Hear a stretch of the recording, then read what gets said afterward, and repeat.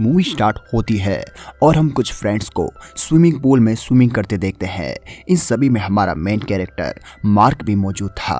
अब मार्क यहाँ से एक लड़की के साथ रूम में जाता है और उसके साथ इंटीमेट होने की कोशिश करता है, लेकिन वो लड़की मार्क को मना कर देती है। तब घर आकर मार्क अपने लैपटॉप में गपागप मूवीज देखने लगता है और सो जाता है।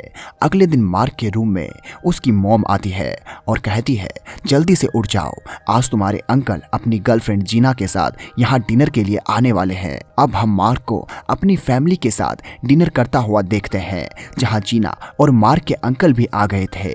यहाँ जीना कहती है कि वो रसिया कंट्री से बिलोंग करती है, उसकी एक बेटी भी है और अब वो अपनी बेटी के साथ यहाँ रहने आ रही है। जब जीना खाना सर्व करती है तब मार्क का ध्यान जीना के गुब्बारों पर जाता है।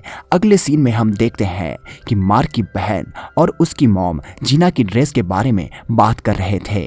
तब मार्क की बहन कहती है कि उसने ब्रा भी नहीं पहनी थी और मार्क का सीधा ध्यान बस उसी की तरफ जा रहा था। तब मार्क को उसकी मॉम कहती है कि शायद रसिया में ऐसे ही कपड़े पहने जाते हो। तब मार्क की बहन कहती है कि अगर ऐसा है तो मैं अंकल और जीना की शादी का वेट कर रही हूँ कि उस दिन आखिर वो कैसे कपड़े पहनेंगे। अब यहाँ मार्क की माँ उन दोनों को डांटते हुए कहती है कि बड़ों के लिए ऐसी बातें नहीं करते।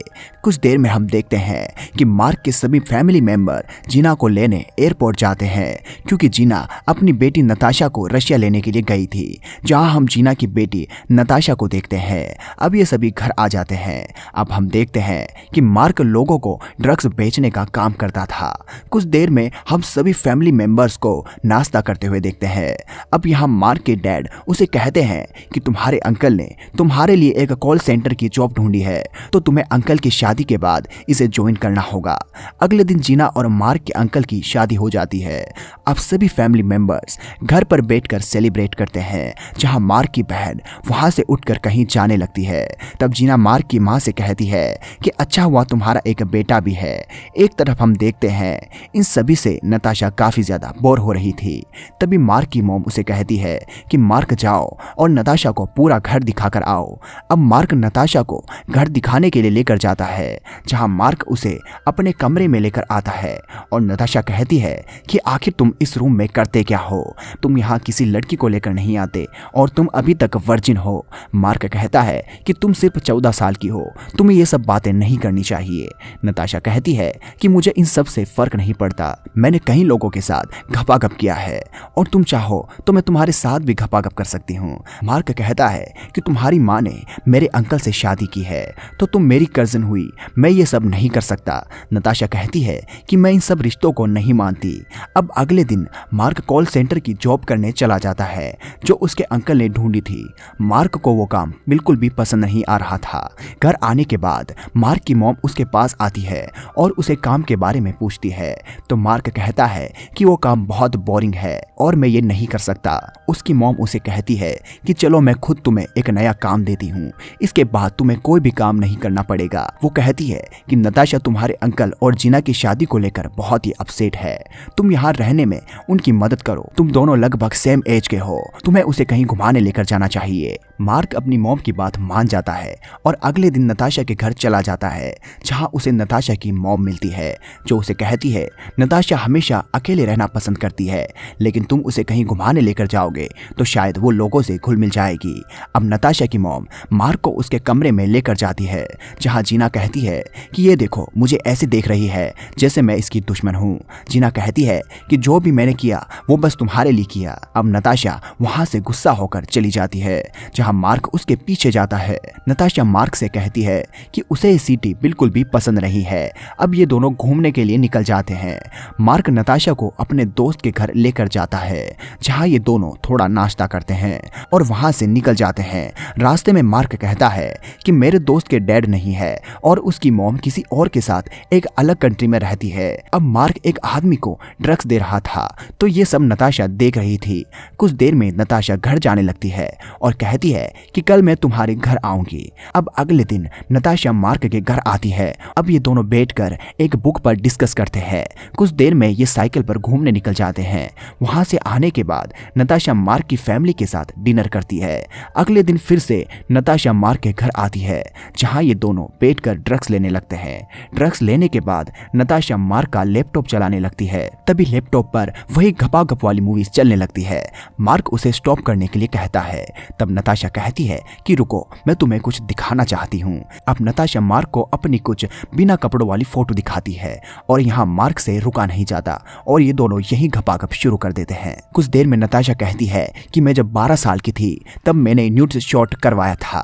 मुझे काफी ज्यादा पैसे मिले थे, लेकिन एक दिन ये सब मेरी मॉम को पता चल गया। उन्होंने मुझे कुछ नहीं कहा, लेकिन मेरे सभी पैसे वो लेने लग गई। तब मैंने ये सब छोड़ दिया। अब धीरे धीरे टाइम गुजर रहा था और नताशा मार्क के साथ काफी ज्यादा टाइम स्पेंड कर रही थी।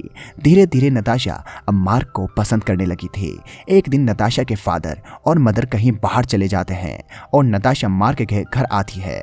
वहां नताशा को मार्क की फैमिली के साथ बहुत अच्छा लगता है।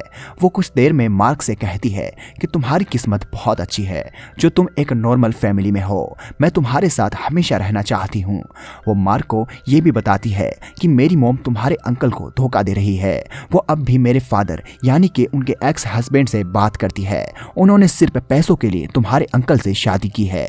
मैंने तुम्हारे अंकल को ये सब बताया, लेकिन उन्होंने मेरी बात नहीं मानी। अगले दिन नताशा की मॉम और डैड आ जाते हैं। जिना नताशा से कहती है कि अब हमें घर चलना चाहिए। नताशा कहती है कि मुझे यहाँ अच्छा लगता है, मैं कुछ देर में आ जाऊंगी। जिना कहती है मुझे पता है तुम्हें क्या चीज अच्छी लगती है, मैं तुम्हारे और मार्क के बारे में सब कुछ जानती हूँ। ये सब सुनकर नताशा जिना को मारने के लिए दौड़ती है, पर मार्क के अंकल उसे पकड़ लेते हैं और वहां से उसे लेकर चले जाते हैं। अगले दिन मार्क नताशा के घर आता है। तब जिना उसे कहती है कि इसमें तुम्हारी कोई भी गलती नहीं है। नताशा तो किसी भी बड़े आदमी के साथ घपाघप कर सकती है। रशिया में ये सब चलता रहता है और नताशा मेंटली थोड़ी बीमार भी है, इसलिए वो ऐसा कर रही है। वो मार्क को वहां से जाने के लिए कहती है।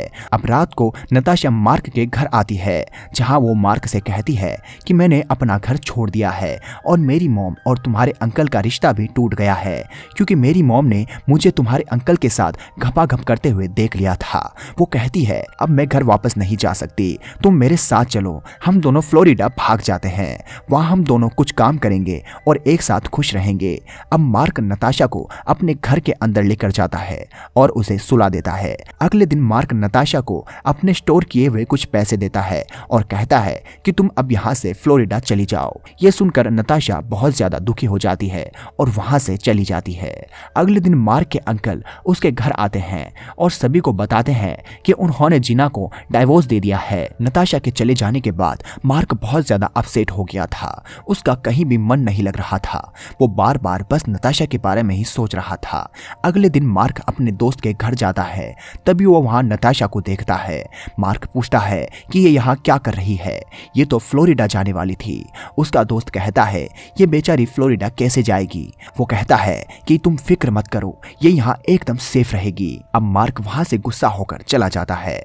घर आने के बाद वो अपने रूम की विंडो को देखता है, जहां से नताशा उसके पास आया करती थी। और यहीं पर ये मूवी खत्म हो जाती है।